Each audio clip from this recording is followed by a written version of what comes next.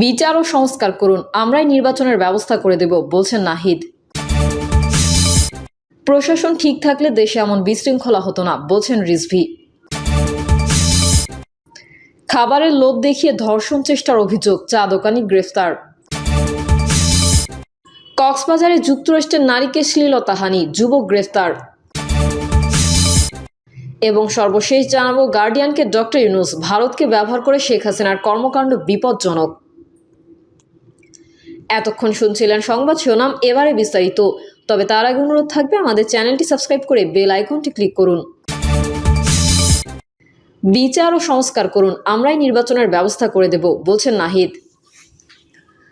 রাজনৈতিক দলগুলোকে উদ্দেশ্য করে জাতীয় নাগরিক পার্টির আহ্বায়ক নাহিদ ইসলাম বলেছেন, রাজনৈতিক দলগুলোকে বলতে চাই, আপনারা বিচার ও সংস্কার পেছানোর রাজনীতি করবেন না, বিচার ও সংস্কারের প্রতি ঐকমত্য পোষণ করুন, আমরাই আপনাদের নির্বাচন করার ব্যবস্থা করে দেব।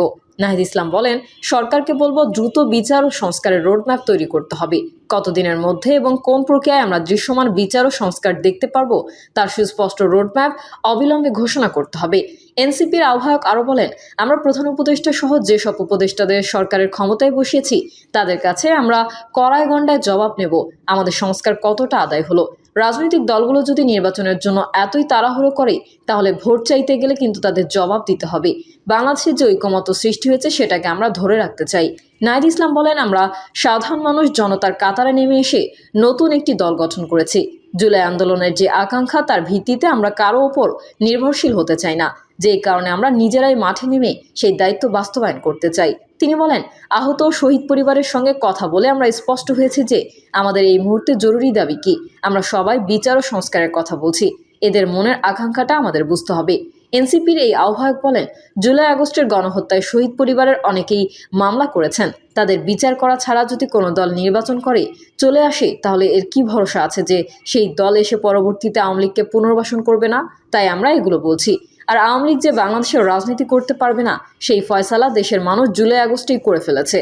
বিচার সংস্কার ও গণপরিষদ নির্বাচনের দাবি নিয়ে খুব দ্রুতই রাজপথে নামব, এমন মন্তব্য করে নাহিদ ইসলাম বলেন, আমরা কেউই নির্বাচনের বিপক্ষে নই, নির্বাচনে অংশগ্রহণ করব বলে আমরা নিজেরাই একটা রাজনৈতিক দল গঠন করেছি।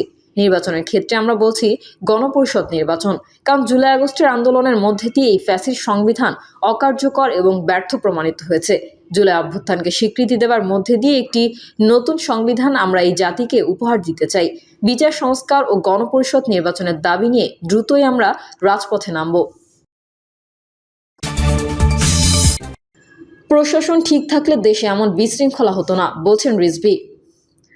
আইনের প্রয়োগ সঠিকভাবে করলে দেশে বিশৃঙ্খলা হতো না বলে মন্তব্য করেছেন বিএনপির সিনিয়র যুগ্ম মহাসচিব রুহুল কবির রিজভী।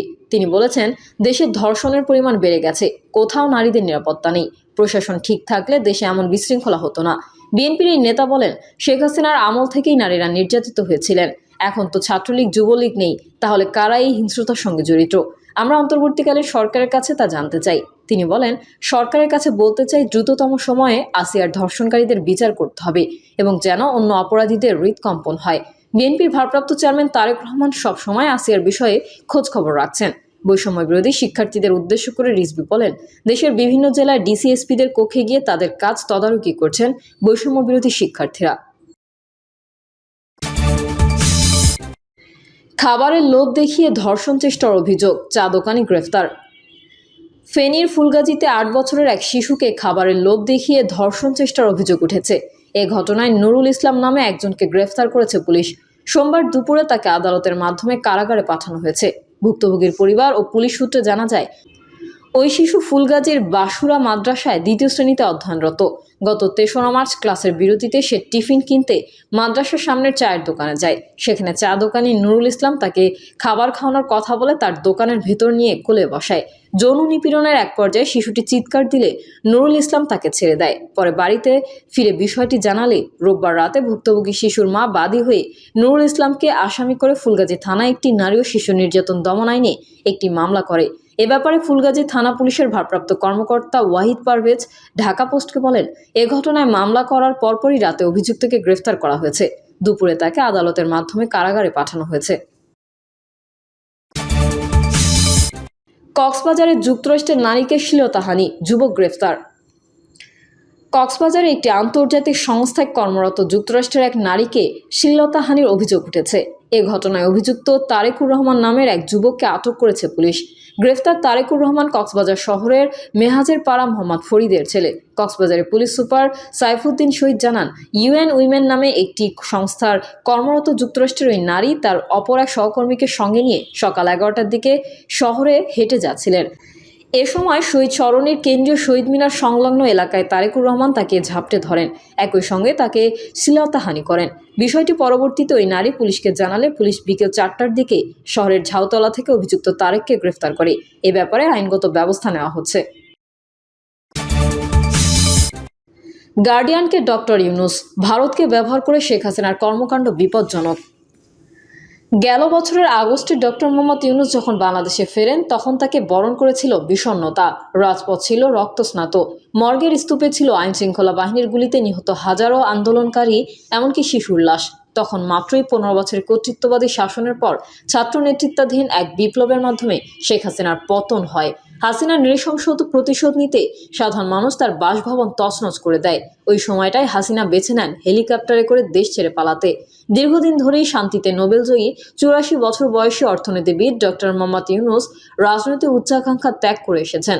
তবে শেখ হাসিনা তাকে রাজনৈতিক হুমকি হিসেবে দেখেছে, যার কারণেই বছরের পর বছর ধরে ডক্টর ইউনূসকে বয়ে বেড়াতে হয়েছে অপমান আর নির্যাতনের গ্লানি। যেই কারণে বেশিরভাগ সময় বিদেশি কাটিয়ে দিতে বাধ্য হন ক্ষুদ্র ঋণ কার্যক্রমের এই প্রতিকৃত। তবে গণ অভ্যুত্থানে নেতৃত্ব দেওয়া ছাত্ররা যখন ডক্টর ইউনূসকে বাংলাদেশের অন্তর্বর্তীকালীন সরকারের দায়িত্ব নিতে বলেন তখন তিনি না করতে পারেননি। ডক্টর মোহাম্মদ ইউনূস ব্রিটিশ সংবাদ মাধ্যম দ্য গার্ডিয়ানকে সাক্ষাৎকার দিয়েছেন। সাংবাদিক হান্না এলিস পিটারসেনকে দেওয়া সাক্ষাৎকারে অন্তর্বর্তী সরকারের প্রধান বলেন, শেখ হাসিনা বিশাল ক্ষতি করে রেখে গেছেন। আমি এসে দেখি সম্পূর্ণ বিধ্বস্ত একটি দেশ, যেটা অনেকটা আরেকটা গাজার মতো। তবে এখানকার ভবনগুলো নয়, ধ্বংস করা হয়েছে সব প্রতিষ্ঠান, নীতি, মানুষ, আন্তর্জাতিক সম্পর্ক। গার্ডিয়ান তাদের প্রতিবেদনে বলেছে, অন্তর্বর্তী সরকারের দায়িত্ব নেওয়ার পর অধ্যাপক ডক্টর মোহাম্মদ ইউনূসের উপর বাংলাদেশের বাইরে থেকেও চাপ এসেছে। ক্ষমতায় থাকাকালে ভারতের সঙ্গে নিবিড় সম্পর্ক উপভোগ করেছেন শেখ হাসিনা। এখন দ্বিপাক্ষিক সম্পর্কের টানাপোড়েনের মধ্যে হাসিনা ভারতে পালিয়ে গিয়ে আত্মগোপনে আছেন।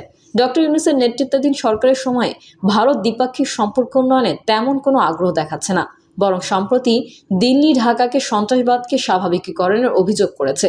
গত বছর ডিসেম্বরে শেখ হাসিনার প্রত্যর্পণ করিয়ে বিচারের জন্য বাংলাদেশের পক্ষ থেকে ভারতকে আনুষ্ঠানিকভাবে চিঠি দেওয়া হয়, তবে ভারত এ বিষয়ে কোনো প্রত্যুত্তর দেয়নি। ডক্টর ইউনূস অবশ্য বলেছেন, মানবতা বিরোধী অপরাধের জন্য হাসিনার অনুপস্থিতিতে হলেও বিচার চলবে। হাসিনা ভারতে বসে সম্প্রতি ইউনূস সরকারের সমালোচনা করেছেন। ডক্টর ইউনূস বলছেন, ভারত যে হাসিনাকে আশ্রয় দিচ্ছে এটিকে যদিও সহ্য করা যায়, কিন্তু আমরা যা করছি তা নস্যাতের যে প্রচারণার জন্য ভারতকে তিনি ব্যবহার করছেন তা বিপজ্জনক। এটি দেশকে অস্থিতিশীল করে তোলে। ভারত সরকারই ডক্টর ইউনূসের একমাত্র সমস্যা নয় বলে উল্লেখ করেছে দ্য গার্ডিয়ান। তাদের প্রতিবেদনে বলা হয়েছে, মার্কিন প্রেসিডেন্ট হিসেবে ডোনাল্ড ট্রাম্পের হোয়াইট হাউসে প্রত্যাবর্তনও ইউনূসের জন্য সুসংবাদ নয়। প্রিয় দর্শক, এই ছিল এখনকার সর্বশেষ সংবাদ। আপডেট ও সংবাদ পেতে চ্যানেলটি সাবস্ক্রাইব করে বেল আইকনটি ক্লিক করুন। কমেন্টে আপনার মতামত জানিয়ে আমাদের সাথেই থাকুন। ধন্যবাদ সবাইকে। আল্লাহ হাফেজ।